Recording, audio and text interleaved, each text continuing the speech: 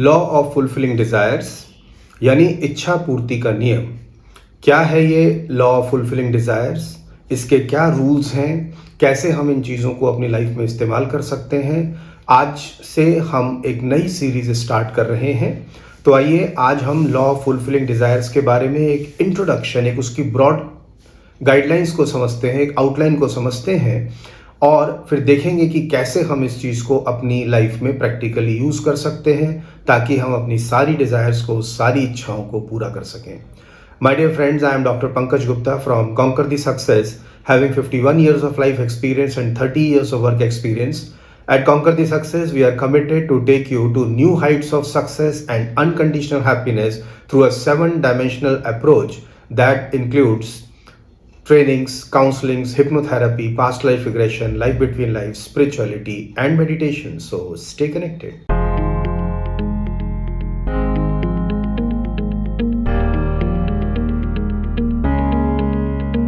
My dear friends, अब तक हम लोगों ने ये जाना कि लॉ ऑफ अट्रैक्शन क्या होता है और क्यों मैं कहता हूं कि लॉ ऑफ अट्रैक्शन गलत है। इसके बारे में हमने पूरा एक डिटेल में वीडियो बनाया है।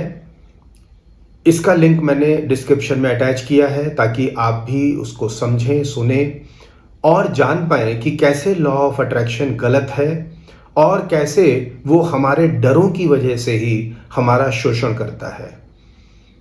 मैं नहीं चाहता कि कोई भी इंसान हमें इसलिए शोषण करे, इसलिए एक्सप्लॉइट करे क्योंकि हमारे मन में डर है।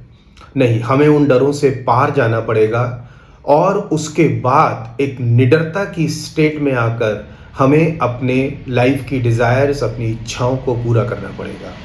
और इसी के लिए मैं आज इंट्रोड्यूस कर रहा हूँ लॉ ऑफ फुलफिलिंग डिज़ायर्स यानी इच्छा पूर्ति का नियम। कैसे हम अपनी इच्छाओं को पूरा कर सकें, इसके मैंने 5 रूल्स बनाए हैं, यानी 5 स्टेप्स हैं और एक एक रूल को अब हम समझते हुए चलते हैं। पहले मैं रूल्स को एक बार डिस्प्ले कर देता हूं, एक्सप्लेन कर देता हूं, फिर हम उसको और डिटेल में समझने की कोशिश करेंगे। So my dear friends, law of fulfilling desires का जो सबसे पहला नियम है वो है right desires lead to success and happiness, यानी सही इच्छा ही हमें सुख और समृद्धि की ओर ले जाती है। दूसरा जो इसका नियम है, अभी हम आएंगे एक एक नियम को थोड़ा और डिटेल में आज समझने की कोशिश करेंगे, लेकिन दूसरा जो इसका नियम है वो ये है कि desires taken to subconscious mind becomes passion. इच्छा जब हमारे अवचेतन माइंड में, अवचेतन मन में जाती है तो एक जुनून बन जाती है। तीसरा जो इसका रूल है लॉ ऑफ फुलफिलिंग डिजायर्स का वो ये है कि passion change our vision to look at opportunities. जो अपॉर्चुनिटीज अवेलेबल हैं उस पर हमारी नजर लेकर जाता है। जुनून हमें अवसरों को देखने की दृष्टि देता है। और इसका जो चौथा रूल है वो है that passion followed by right action leads to success and happiness else depression, यानी जुनून के साथ पुरुषार्थ सुख और समृद्धि देता है, अन्यथा अवसाद। और इसका 5वां और अंतिम रूल है success is always a possibility and not a guarantee. सफलता एक संभावना है, निश्चितता नहीं है। सो माय डियर फ्रेंड्स, आइए हम थोड़ा सा एक एक बिंदु पर हम प्रकाश डालते हुए चलते हैं। जैसे मैंने कहा कि राइट डिजायर्स, यानी मैं इस रूल में बिल्कुल साफ साफ कह रहा हूं कि अगर मेरी डिजायर्स सही नहीं है, गलत इच्छाएं मुझे कभी भी सक्सेस और हैप्पीनेस की तरफ नहीं ले जाती हैं। क्या है राइट डिजायर्स? कैसे हम अपनी डिजायर्स को जाने, पहचाने कि वो राइट है कि रॉन्ग है, इसके ऊपर हम लोग आने वाले वीडियोस में डिटेल में हम लोग बात करने वाले हैं। लेकिन सबसे पहली इंपॉर्टेंट चीज़ वो ये है कि हमारी इच्छाएं ही हमें सुख और दुख, सुख और आनंद की ओर, सफलता और हैप्पीनेस की ओर लेके जाती हैं। लेकिन हमें अपनी इच्छाओं को लॉ ऑफ फुलफिलिंग डिजायर्स पर इस्तेमाल करने से पहले ये देखना होगा कि वे इच्छाएं सही हैं। मैं ये नहीं कह रहा कि गलत इच्छाओं पर हमारा लॉ ऑफ फुलफिलिंग डिजायर्स काम नहीं करेगा। ये हर इच्छा पर काम करेगा, लेकिन मेरा सिर्फ इतना ही कहना है कि अगर इच्छा हमारी गलत है तो वो हमें सक्सेस और हैप्पीनेस, सुख और समृद्धि की ओर नहीं ले जा पाएगी। दूसरा जो इसका नियम है, मैंने कहा desires taken to subconscious mind becomes passion. यानी जब मेरी इच्छाएं मेरे सबकॉन्शियस माइंड में जाती हैं, यहां पर मैं थोड़ा सा जिक्र करना चाहता हूं कि हमारा जो माइंड है उसको हम दो पार्ट्स में डिवाइड कर सकते हैं। इमेजिन करें एक बड़ा सा ट्रायंगल और उसका 5% छोटा सा जो टिप है, that is known as conscious mind, जो सोचने का, विचार करने का काम करता है। और इसके बाद जो मेरा बड़ा 95% ट्रायंगल नीचे बच गया, माइंड बच गया, वो मेरा सबकॉन्शियस माइंड है, अवचेतन मन। और जब मेरी इच्छाएं मेरे सबकॉन्शियस माइंड तक जाती हैं तब वो मुझे एक जुनून बन जाती हैं। यहाँ पर मैं बोलना चाहूँगा कि लॉ ऑफ फुलफिलिंग डिज़ायर्स की जो प्रेरणा है वो मुझे मिलती है तुलसीदास की रामायण से, एक चौपाई से, जो कहते हैं जाकी रही भावना जैसी, प्रभु मूरत दिखी तिन तैसी। यानी जब मेरी जो विचार हैं, जो मेरी इच्छाएं हैं, जब वो भावना बनती है, और भावना मतलब इमोशन जो सबकॉन्शियस माइंड में जाती है, राइट। तो तुलसीदास ने वर्ड विचारना इस्तेमाल नहीं किया है, उन्होंने जानबूझकर उन्होंने जो शब्द इस्तेमाल किया है वो है भावना। यानी कैसे हमारी इच्छाएं हमारी गहरे सबकॉन्शियस में जाएं, विचारना बन जाएं। वो दूसरा रूल है कि अगर मेरी इच्छाएं सबकॉन्शियस माइंड में जाती हैं तभी वे मेरा पैशन बन पाती हैं, मेरी भावना बन पाती हैं, मेरा जुनून बन पाती हैं। बिना सेकंड रूल को फॉलो किए हम अपनी इच्छाओं की पूर्ति नहीं कर सकते हैं। और अगर हम देखें कि मैंने कहा कि लॉ ऑफ अट्रैक्शन गलत है, एक कारण जो ये भी कहने का है कि law of attraction subconscious mind तक ले जाने का उसमें कोई भी पॉइंट कवर नहीं किया गया है। उसका सिर्फ ये कहना है आप पॉजिटिव सोचते हैं तो पॉजिटिव अट्रैक्ट करते हैं, नेगेटिव सोचते हैं तो नेगेटिव अट्रैक्ट करते हैं। लेकिन हम अपने लाइफ से देखें तो जब तक वो सबकॉन्शियस माइंड की गहराई में हमारी इच्छाएं नहीं चली जाएंगी तब तक ना वो पॉजिटिव को अट्रैक्ट करेंगी ना वो नेगेटिव को अट्रैक्ट करेंगी, राइट। इसके बाद आता है मेरा तीसरा rule, that is passion change our vision to look at opportunities. Tulsidas की चौपाई का जो सेकंड पार्ट है वो क्या कहते हैं, जाकी रही भावना जैसी, प्रभु मूरत दीखी तिन तैसी। उसको प्रभु की मूरत वैसी देखने लग जाती है। यानी नेचर आपकी इच्छाओं को पूरा करने के लिए कुछ भी स्पेशल करने के लिए तैयार नहीं है।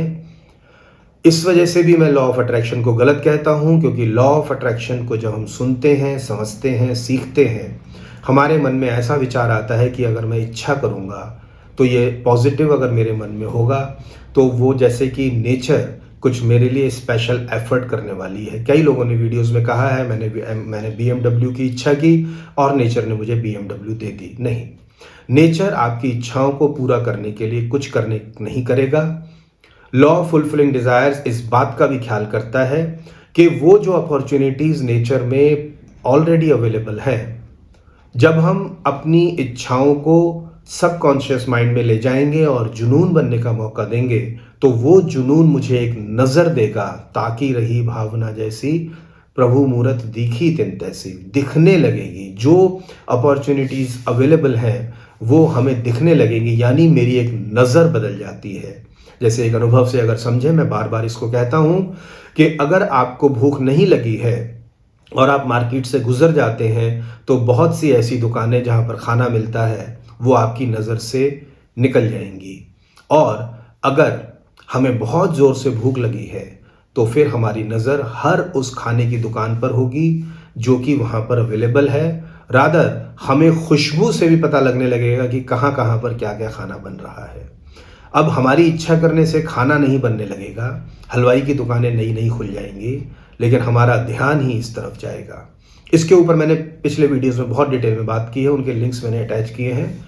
बाई चांस अगर आपने नहीं देखा है तो आप उसको देखें तो आपको समझ में आएगा।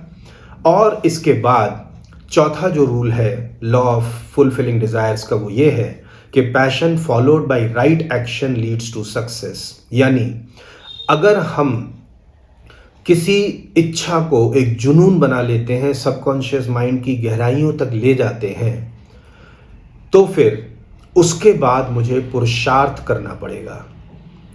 ये भी एक कारण है जो मैं लॉ ऑफ अट्रैक्शन को गलत कहता हूं, क्योंकि वहां पर एक्शन के ऊपर जरा भी एम्फेसिस नहीं है। लॉ ऑफ अट्रैक्शन हमें कहीं नहीं कहता कि अपनी इच्छाओं के बाद हमें उसके ऊपर पुरुषार्थ करना है, एफर्ट्स करने हैं। इसलिए लॉ ऑफ फुलफिलिंग डिजायर्स का ये एक इंपॉर्टेंट पार्ट है, क्योंकि माय डियर फ्रेंड्स, मैं एक काउंसलर हूं और हजारों लोगों को मैंने ट्रीट किया है और मैंने देखा है कि जो लोग लाइफ में बड़े अच्छे डिसीजंस लेते हैं लेकिन उसके बाद अगर उसके लिए सपोर्टिंग एक्शंस नहीं करते हैं तो फिर वो लोग डिप्रेशन में चले जाते हैं। इसलिए जो इसका चौथा रूल है वो कहता है, passion followed by right action leads to success and happiness else depression. यानी हमें पैशन के बाद एक्शन की तरफ बढ़ना होगा। जुनून के साथ पुरुषार्थ, यही हमें सुख देता है, यही हमें समृद्धि देता है। कैसे हम अपनी इच्छाओं को गहरे सबकॉन्शियस माइंड में लेकर जाएं, कैसे उसको जुनून बनाएं, कैसे पैशन बनाएं, इसके लिए हमारी जो टेक्निक है which is known as hypnotherapy. तो फिर कॉन्कर दी सक्सेस में हिप्नोथेरेपी भी एक डायमेंशन है जो आपकी फुलफिलिंग डिज़ायर्स के लिए, लॉ ऑफ फुलफिलिंग डिज़ायर्स को पूरा करने के लिए मदद करती है।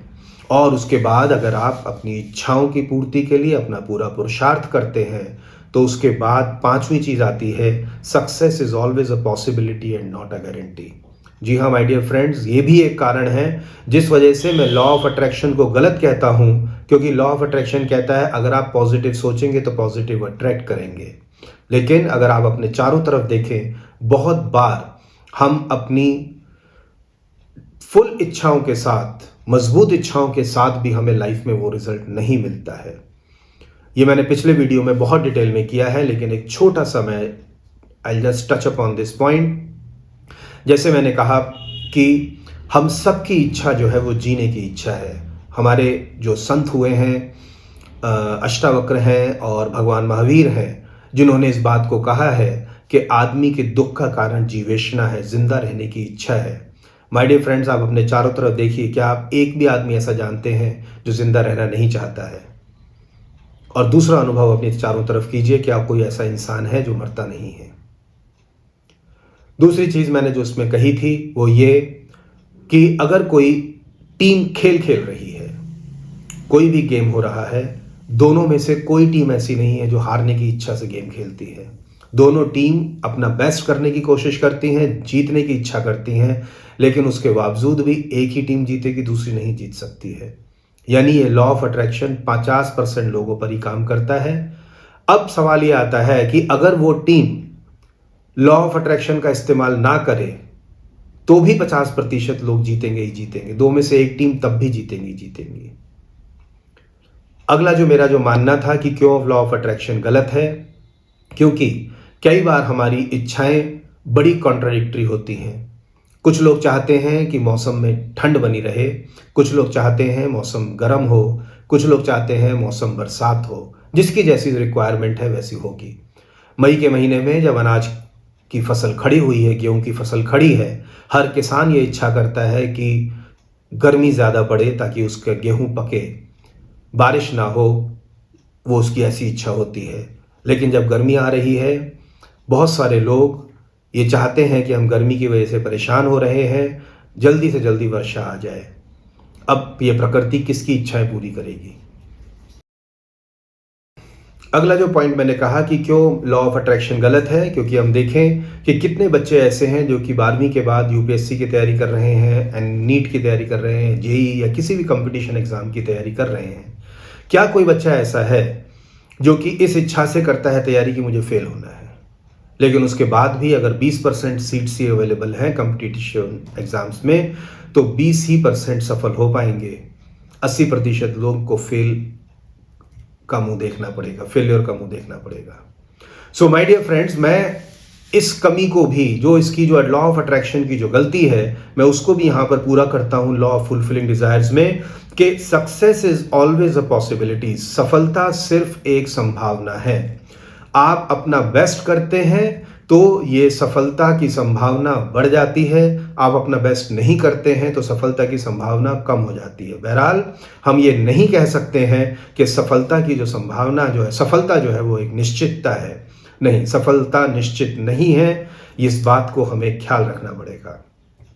अब जब हम ये बोलते हैं कि अनसर्टेन है, तो आप लोगों के मन में एक सवाल ये आ सकता है कि अगर हम सक्सेस और हैप्पीनेस की तरफ जा रहे हैं और अगर हम ये कहते हैं कि सक्सेस अपने आप में ही अनसर्टेन है, फिर हम इसको लॉ कैसे बना सकते हैं? सो माय डियर फ्रेंड्स, मैंने इसके ऊपर भी मैंने सोचा और मुझे विचार आया, ध्यान आता है कि फिजिक्स में हमने पढ़ा है हाइजेनबर्ग्स प्रिंसिपल ऑफ अनसर्टेनिटी।